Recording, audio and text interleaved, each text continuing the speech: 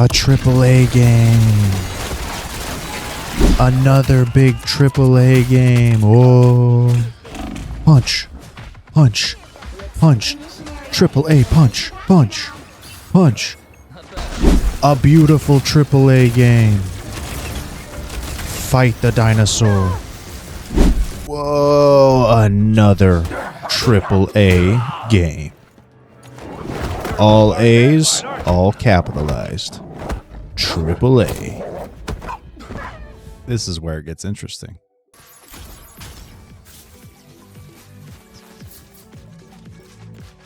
The wind-up, he delivers a swing, foul line back, and the count is 0-2.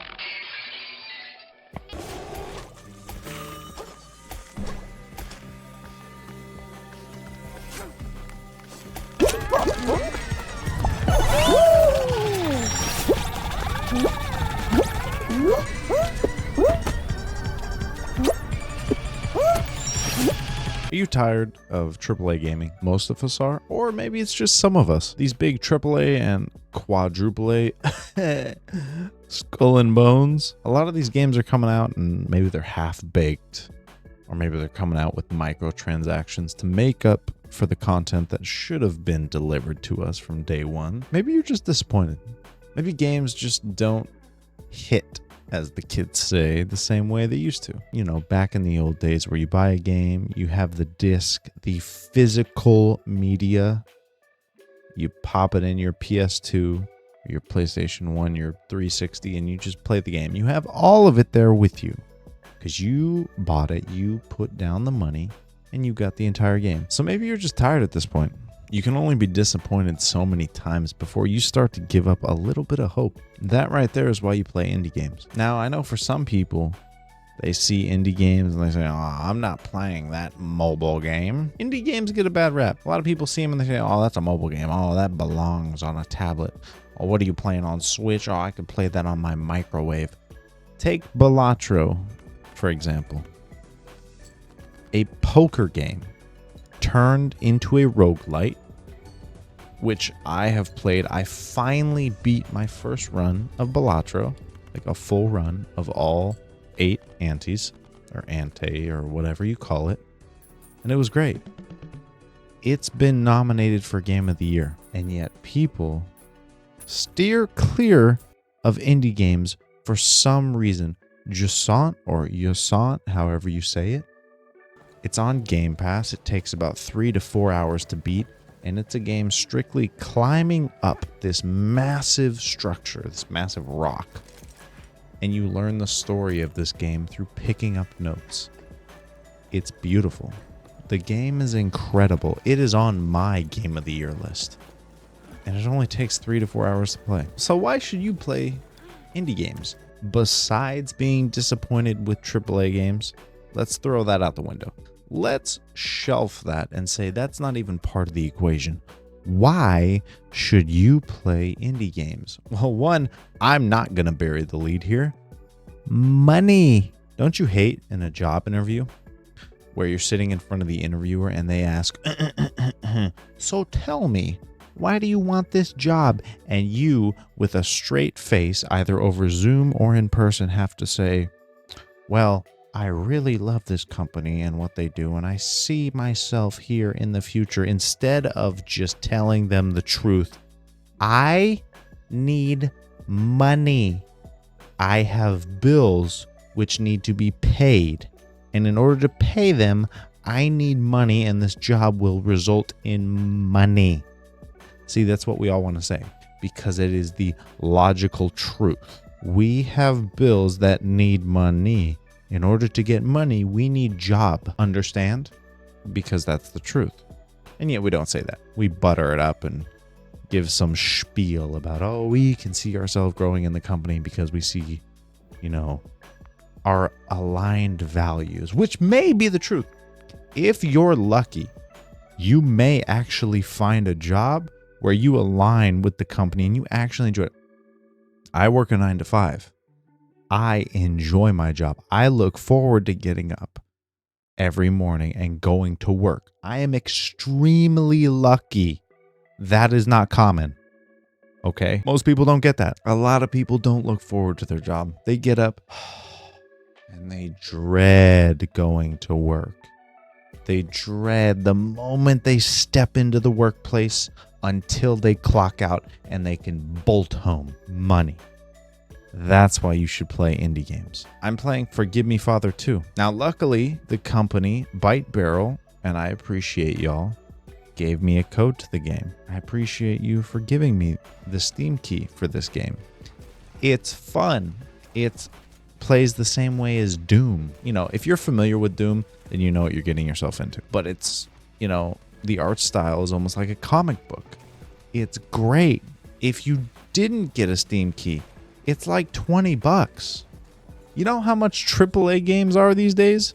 60, 70, 80, 100, 120 if you're getting the ultimate mega uber, you know, super edition with the statues and the 10 weeks early access or the 3 days early access with the, you know, metal steelbook case and the tokens and the soundtrack and all the shit they throw at you to try and make you pay extra. Games are expensive. And if you're looking at like March of 2025, there is so much coming out. Now, I'm not saying this is a bad thing, but given the fact that there are a lot of super hype games coming out, most people want to play them. Most people want to play them all, and not all of our wallets can support playing all of these games all at once. So what do? Maybe you're a Monster Hunter fan, you buy Monster Hunter. Maybe you play that, you put 100 hours into it. You want to play these AAA games, but you haven't saved up enough to buy them all. What do? You drop into some indie games. Maybe you play Forgive Me Father 2. Whoa. Maybe you play Fallen Aces, which makes you feel like Popeye and get you with that yada gameplay, and you're just like socking them up and down. It's so much fun. It has so much charm to it. I love it. Maybe instead of an indie game, or instead of purchasing a single game, you buy a month's worth of Game Pass, you know, PC Game Pass or Game Pass Ultimate. PC Game Pass is $10. Game Pass Ultimate, I think, is like $15 per month. And you play the indie games on there. You can play Jasant. 3 to 4 hours. It's amazing. Maybe on Steam, you buy Balatro, which is $14.99. It's a Game of the Year nominee. And at the time of this video coming out, it may have won. I doubt it. I'm really thinking it's going to be Astrobot. But hey, Balatro could have won. You never know. It's so much fun. But we've talked about price. They're cheap. Maybe $5, $10, $15, $20 max. That's typically the max for indie games, like 20, 25, maybe 25. They're not hovering around 60, 70, 80 to 100. There's no way. What's another benefit, though? They can take risks. See, the issue with AAA games, let's say the next Last of Us comes out. Last of Us 3. I'm sure it'll be amazing. I know it will. Okay, I don't know it will. I'm sure it will be because the first two are amazing. And let's say they dump $200 million into the beat, because that's not an unusual amount for AAA games during this era. Look at Horizon Zero Dawn. Those, I believe the report came out that cost like $250 million, or Horizon Forbidden West. Yeah, it was hovering somewhere around $200 million. That's not an uncommon amount for these big AAA games. So let's say $200 million. Cool. Last of Us 3 cost $200 million. It's got to sell out, which it will. It's Last of Us. It's doing incredibly. It'll generate profit. What about a new game? Look at something like Concord. That lasted 2 weeks. They dumped, $300 million into it with severe losses. What about a game that costs $5 million, maybe $10 million, something that costs a fraction of these AAA games? What do you do about that? What are indie studios able to do with a game that costs a fraction of these AAA games? They're able to take risks. See, a game that costs $200, $250, $300 million, you can't risk whether that's going to be successful. That needs to be successful because of how much you've dumped into it. Think about it. If you're putting your life savings on a stock, you need that stock to go up so you make money. Otherwise, if it goes down, you lose your life savings. You're screwed. It's the same concept. If they put so much money into these AAA games, they need them to be successful. That's why there's so many remakes, remasters, because they're taking a formula that already worked, making it look pretty, and saying, hey, buy it again, which I'm not personally against.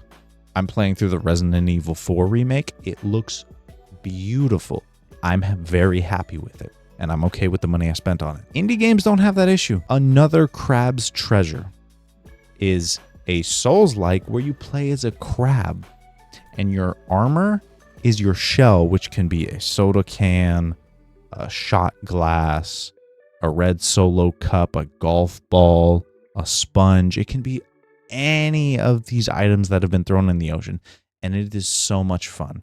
I believe the game is, what, $25, $30? Now, that's a little on the higher side for an indie game, but it actually has a significant amount of playtime and has replayability. That's one of the bigger, more polished indie games, and it is well worth it. I bought that day one, and it was so worth it. Again, this is a small studio. The studio that made Another Crab's Treasure, I remember looking at a post, it was like 12 people, and they supported it from day one. They released patches, they listened to the community. They were able to take that risk. They took a formula that already worked, Souls-like, which is popular, Elden Ring, Dark Souls, Sekiro, all of that, and said, what if you played as a crab? And what if your armor, which was your shell, had abilities? Like each shell had a different ability. Well, I mean, how would that do? And it did amazingly. That game is so much fun. But if it didn't, it's not as big of a failure as if they dumped $300 million into it. So indie games are able to take that chance on branching out and saying, you know what? We know all of these concepts work. Let's try something new. Let's branch out into something that the gaming space hasn't seen before. Or let's take this concept and twist it a little bit to see if this is fun. And that's wonderful. Look at Cuphead. Look at Cuphead. You play as a walking cup that shoots projectiles out of your finger. Just look at gameplay of Cuphead and tell me that isn't just weirdly satisfying. Like, we all do finger guns when we're younger. You might do them now as an adult. And now you play a game where you've got finger guns. It is so satisfying. Tell me that's not satisfying. Really, tell me. Come on. Vampire Survivors. You don't need to press anything. You need one joystick or a mouse, or on a phone, you need one finger to wander around and kill monsters while picking up their gems to level up. It's $5, I believe. $5 for endless fun. I've sank hours into Vampire Survivors. It is well worth the $5. Baldur's Gate 3. Yes, 2023's Game of the Year is technically an indie game. It's technically considered an indie game. I mean, realistically, now it's probably not. It depends on how you define indie, whether based on like money sunk into the game or the studio or whatnot. Baldur's Gate 3 is technically an indie game. It won Game of the Year, sold millions. It is now the de facto RPG. For a long time, it was Witcher 3. That was like the gold standard. Now, when an RPG comes out, it's like, yeah, but Baldur's Gate 3 did it better. That's an indie game that you can sink thousands of hours into. Now, that's not really the examples that I was going for, but I just wanted to throw that out there because I thought it was enjoyable. Now, we've talked about cost and risk, being able to, again, build a game for less, therefore charging less and taking more risk. What else do we have? The community support. These small indie games from these smaller companies take in player feedback. Maybe they release early access. Maybe they throw out some codes for content creators, or they just put out a post and say, hey, the first 100 people to respond to this get a code to test the game. And they take in feedback. Then they drop the game and take in more feedback. They listen to the players, which is important. How many times have they dropped a game like big publishers and there's been a game-breaking mechanic or something clearly wrong that needs to be addressed and it takes 8 months to fix? You can't even play this game and enjoy it because of this one issue that pops up. And you're just telling yourself, why haven't they addressed this? The entire player base is talking about this. What is going on? Are you serious? You know what I mean? And yet these smaller indie companies pay so much more attention and address things so much more quickly. Lethal Company. It's $10 on Steam.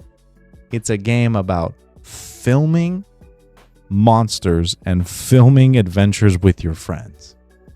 $10. $10. And you can hop into a game with 3 other friends, film yourself going out, diving underground, filming monsters, trying not to die, and then going and posting it online and seeing how many views you get. It is a game literally about becoming YouTubers, and it's so much fun for $10. There's so much love and charm behind these games. And you just see them in a different light because you don't have to spend $60 or $70 on them. That's really the crutch of these AAA games, is because they cost $60, $70, $80, you're going to be so much more critical of them. When you're dropping a significant amount of money, it better hold up. But if I buy a game for $5, I'm not expecting a lot. Vampire Survivors, $5. If I get 3 hours of fun out of that, cool. Anything more, that's a bonus. But if I'm dropping $60, $70 out of that, oh, you bet your ass I better get at least 30, 40 hours of good enjoyment. If not, it's not worth it. Like, I need to see significant returns on my money. $10? Come on. $10? That's not bad. That's a sixth. Lethal Company, I have 3.4 hours in. I bought it for $10 and it's been well worth it. And I'm going to play more of Lethal Company. But even now at 3.4 hours for $10, well worth it. I've had so much fun with friends. Sometimes you just need a break. Sometimes you buy a big AAA game and you beat it and you enjoy it. Or maybe you beat it and you just didn't find as much enjoyment out of it as you thought. And you need a break. You bought it and you're not ready to pick up the next AAA game. You're not ready to drop the next $70 because you're afraid you might be disappointed, and that's okay. That's normal. If you come off of being immediately disappointed, you don't want that to happen again. So maybe you want to go drop $5, $10, $15 on an indie game that has outstanding reviews and that you've heard nothing but good things about. Maybe you want to go try Balatro because it's a Game of the Year nominee and it's a poker game and you've never seen yourself playing poker, but maybe because everyone in your entire social circle have been talking about it, maybe it's worth it. Or maybe you want to pick up Dave the Diver, which I know technically it's not an indie depending on how you spec things. Maybe you want to go dive and catch some fish and then bring them back and serve it in your sushi restaurant. And it's a nice chill game where you can go and fish every night, catch your fish, and then go and serve sushi, pour some beer, pour some tea, serve some exotic fish dishes, and just live life. Maybe you need that. And that's okay. Sometimes AAA games aren't all that. Indie games hold the heart and soul of the gaming community. Like I said, they're able to take the risk and do weird shit. And we love weird shit in the gaming community. There's nothing wrong with doing a nice remaster or remake, especially if it works. I'm okay with it. But man, we like new stuff. We love it. That is a core critique of gaming is, oh, it's nice, but it doesn't do anything new. And indie games can do the new. They can take the risk. They can take the chance because they're not dropping $400 million on a game. Let's support those indie games. Let me know what indie game you're going to play next. Let me know if you're already playing one. Go down, comment, let me know. Subscribe, do all the YouTube things. I want to hear what you're playing. Like I said, right now I'm playing through Forgive Me Father 2. Thank you, Byte Barrel, for giving me that code. I want to hear what you're playing. I want to hear what indie game you're playing through. I want to hear what indie game you're going to play through after your current AAA game. They really don't disappoint. Sometimes AAA games do, and sometimes indie games might. But man, a disappointing $10 game feels a lot better than a disappointing $70 game.